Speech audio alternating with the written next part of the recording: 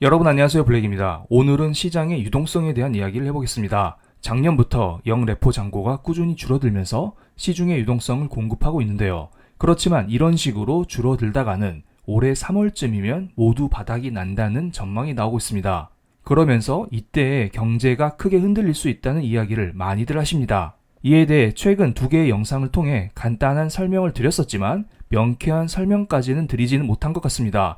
물론 저도 점쟁이가 아니기 때문에 완벽한 예상까지는 드리지 못할 수 있지만 저의 생각을 최대한 담아 영레포 잔고가 바닥이 나면 어떤 식으로 증시가 흘러갈지 이번 영상에서는 확실하게 설명을 드리겠습니다. 이번 영상은 일명 3월 경제위기 세 번째 이야기라고 보시면 됩니다. 먼저 그 전의 영상을 가볍게 요약드리면서 영상을 시작해 보겠습니다. 혹시 이번 영상이 이해가 잘 되지 않으시면 이 2개의 영상을 보고 와주시면 감사하겠습니다. 위쪽에 링크를 띄워 드릴 테니 천천히 봐주시기 바랍니다. 아주 간단히만 설명드리겠습니다. 현재 연준은 매월 950억 달러 규모의 양적 긴축을 하고 있습니다. 연준이 가지고 있는 국채를 시장에 팔고 있다는 것인데요. 물론 대부분 만기가 돌아오는 국채를 재매수하지 않는 것이겠죠? 편의상 국채를 매도한다고 하겠습니다. 최근에 국채 금리가 올라가자 투자자들이 영레포 잔고에서 돈을 빼서 연준이 파는 국채를 사고 있는 것인데요. 그래서 영레포 잔고가 계속 줄어드는 것입니다.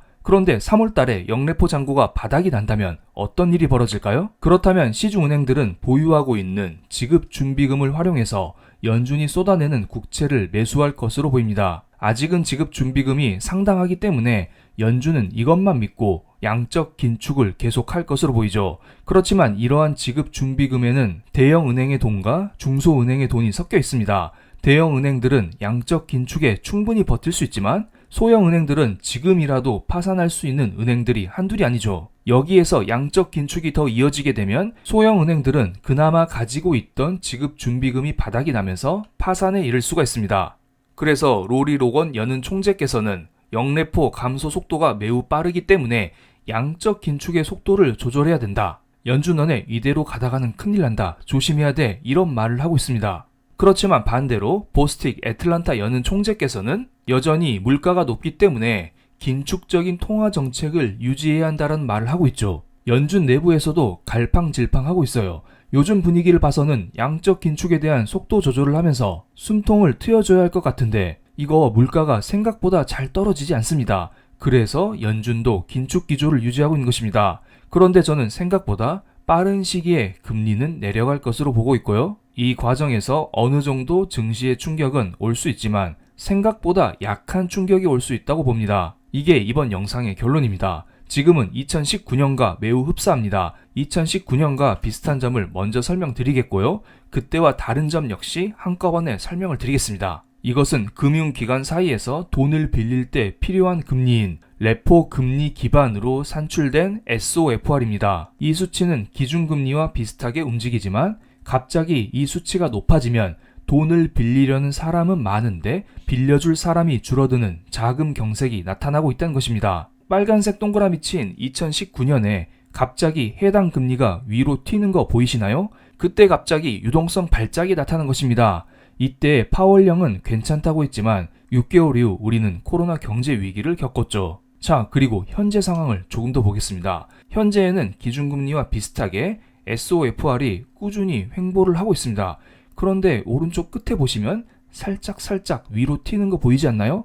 그래서 제가 이 부분을 조금 더 확대를 해봤습니다. 2019년 수준처럼 급등하는 것은 아니지만 23년 10월 달부터 위로 조금씩 튀고 있습니다. 튀었다가 진정되었다가 튀었다가 진정되었다가 이것을 꾸준히 반복하고 있습니다. 무언가 유동성이 부족했는데 연준에서 돈을 빌려주면서 이것이 해결되었다가 또 돈이 부족했는데 연준에서 이것을 해결했다가 이것이 반복되고 있다고 보시면 됩니다. 연준은 스탠딩 레포라는 상설기구를 운영하고 있습니다.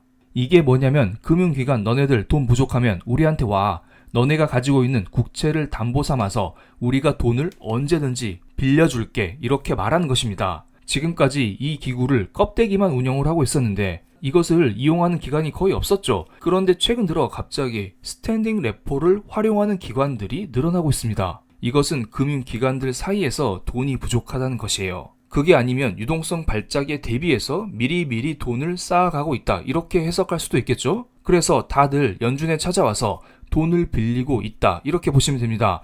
2019년 9월달과 비슷하죠. 물론 절대 규모는 2019년보다는 매우 적습니다만 2019년 9월달과 비슷하다고 보시면 됩니다. 여러분 11월달에 파월 영은 금리 인하 이야기는 하지 않았습니다.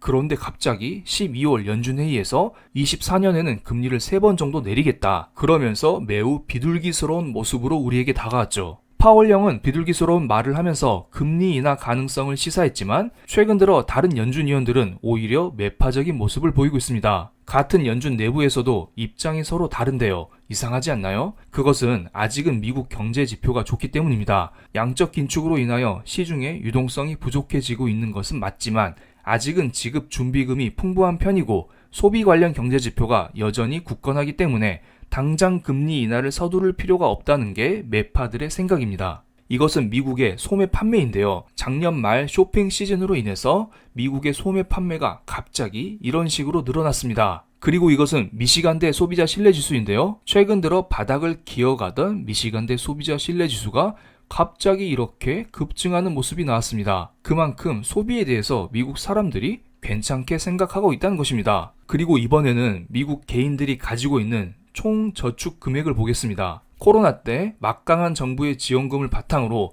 미국 개인들은 엄청난 저축을 가지고 있습니다. 그런데 이 저축 금액이 이렇게 줄어들다가는 23년에는 모두 바닥이 난다 이런 말들이 많았었죠. 저도 이렇게 작년에 영상을 올려드렸었던 기억이 납니다. 그런데 갑자기 이 저축 금액이 위로 살짝 올라가는 게 보이지 않나요? 증시가 올라가면서 사람들은 이 수익금을 기반으로 저축을 쌓아가고 소비를 하고 있다고 보시면 됩니다. 그런데 저는 몇 가지 의구심이 들어요.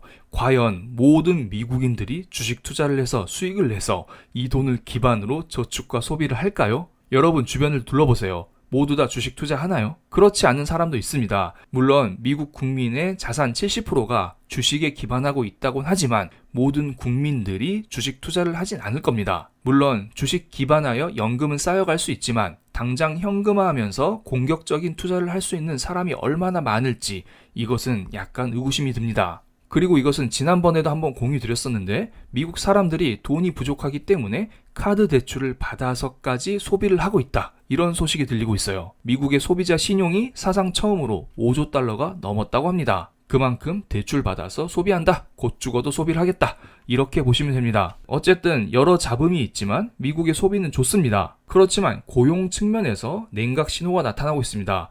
고용이 냉각되고 있다는 것은 제가 예전 영상에서 여러 번 설명드렸었죠. 그런데 이번에는 연준에서 대놓고 미국 전역에서 고용 냉각 신호가 나타나고 있다는 말을 했습니다. 연준의 베이지북에서 이것을 공개한 것인데요. 연준도 어느 정도 고용 둔화에 대해 인지를 하고 있지 않나 이런 생각이 듭니다. 어쨌든 어떠한 경제지표는 좋아지고 있고 어떠한 경제지표는 나빠지고 있습니다. 이런 와중에 시중의 유동성이 줄어들고 있는 것도 사실입니다. 이 과정에서 작년에 터졌었던 실리콘밸리 뱅크의 파산 같은 비슷한 문제는 언제든지 나올 수 있을 것으로 보입니다. 그러면 이때 증시가 크게 흔들릴 수 있겠죠? 그때에는 실리콘밸리 뱅크 하나만 터졌지만 이번에는 중소은행 여러 개가 터질 수 있어요. 그리고 경제지표가 점점 꺾이고 있기 때문에 몇몇 기업들도 무너질 수 있을 거라 봅니다. 그런데 연준이 가만히 있지 않겠죠? 유동성 발작에 대비해서 방금 보여드린 스탠딩 레포라는 상설 기구도 운영하고 있고요. 실리콘밸리 뱅크 사태에서 보셨듯이 연준은 언제든지 시중의 유동성을 다시 뿌릴 준비를 하고 있습니다. 그리고 만약에 제2의 실리콘밸리 뱅크 사태가 터지면 연준은 당장 양적 긴축을 중단하고 금리 인하에 돌입할 것으로 보입니다. 그래서 우리는 늘 불안한 시국에는 반도체와 인공지능 같은 성장하는 섹터에 투자를 해야 된다. 이 관점을 여전히 유지드리겠습니다. 물론 지금은 너무 많이 올랐죠. 그렇기 때문에 어느 정도 조정을 겪는 시기를 기다려야 되지 않을까요? 2024년 1월 초에만 해도 관련 주식들이 바닥에서 기어가고 있었잖아요. 그래서 이거 언제 오르냐 이러한 걱정을 많이 했었는데 어느덧 다시 올라오잖아요. 그렇듯 우리는 다시 조정을 겪는 시기를 기다려야 할 것으로 보입니다. 여러분 너무 불안해하지 마시고 약한 경기 침체를 생각하시면서 투자를 하시기 바랍니다. 그런데 이것은 저의 개인적인 생각입니다. 그리고 상황을 봐서 저의 뷰가 바뀔 수도 있어요. 물론 저의 뷰가 바뀌면 언제든지 여러분께 다시 한번 영상으로 찾아뵙겠습니다. 그럼 오늘 영상 여기서 마치겠습니다. 제 영상이 마음에 드시면 구독, 좋아요, 알림 설정까지 부탁드리겠습니다. 감사합니다.